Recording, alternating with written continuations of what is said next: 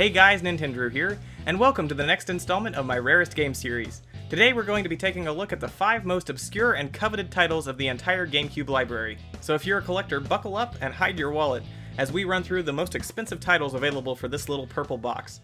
Let's check it out.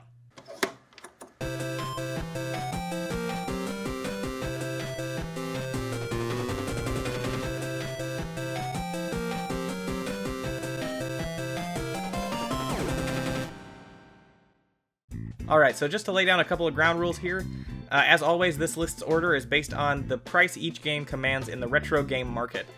So market value isn't a perfect metric of course, but it is a pretty good starting point and is currently the best way and the clearest way we have to measure a title's rarity. And as always, this list won't contain any games which are part of a special release and are otherwise commonly available for cheap. So for example, there's a Metroid Prime and Wind Waker combo pack which sells for more than any of the games on this list, but because each game is available separately for far cheaper, that combo pack will not be considered for this video. So with all that in mind, first up is Fire Emblem Path of Radiance.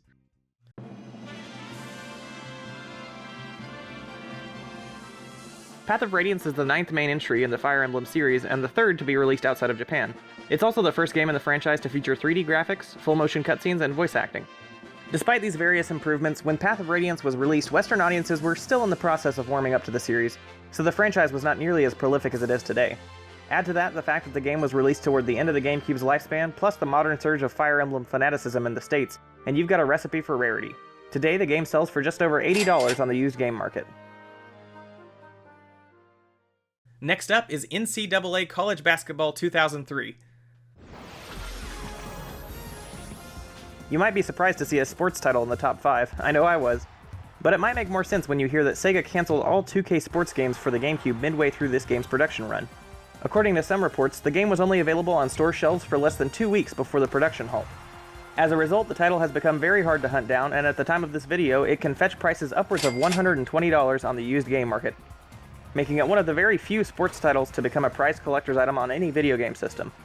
The game itself is not really anything to write home about, but its unique production story and limited print run have secured the title the number 4 spot on this list.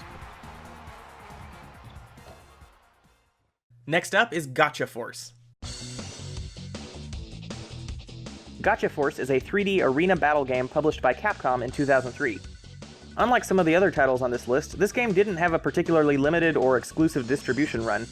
The game was met with a lukewarm critical reception and as a result didn't sell quite as well as it could have.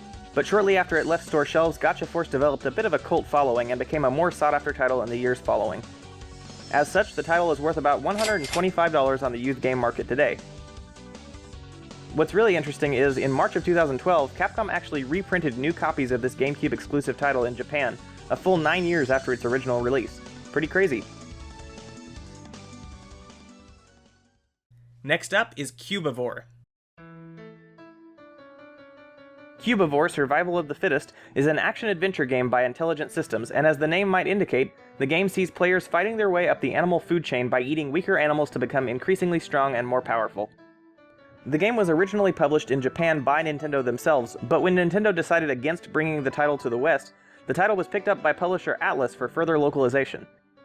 Like many of Atlus's other titles, Cubivore saw a very limited production run outside of Japan, leading to widespread scarcity. As a result, at the time of this video, the game is worth just about $150 on the retro game market. And finally, at spot number 1 is Pokemon Box. Now, I was struggling with whether or not I should include this one on this list, because in the strictest sense, it's not really a game, but in the end, because it was an official title released on the platform, I felt it deserved to be included. Pokemon Box was a storage system for Pokemon games on the Game Boy Advance. It allowed players to transfer Pokemon they'd caught on the Game Boy Advance to a GameCube memory card. With this software, players could store up to 1,500 Pokemon on a standard 59-block memory card. As for its rarity, in the US, Pokemon Box was only available for a limited time from the Pokemon Center store in New York City, which today is known as the Nintendo World Store. Of course, due to this incredibly limited release, the title has become a prized collector's item and can be found on the used game market today for more than $220, making it the rarest title on GameCube.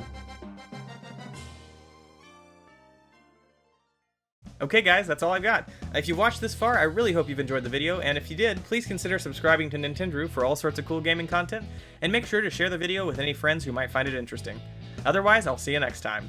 Bye! Thanks for watching, guys. I hope you enjoyed the video. If you did, here are a couple more videos you might like as well. I also want to let you know I've launched a Patreon page. If you enjoy my content and would like to get early access to my videos, as well as some other exclusive rewards, feel free to head over there and check it out. See you next time!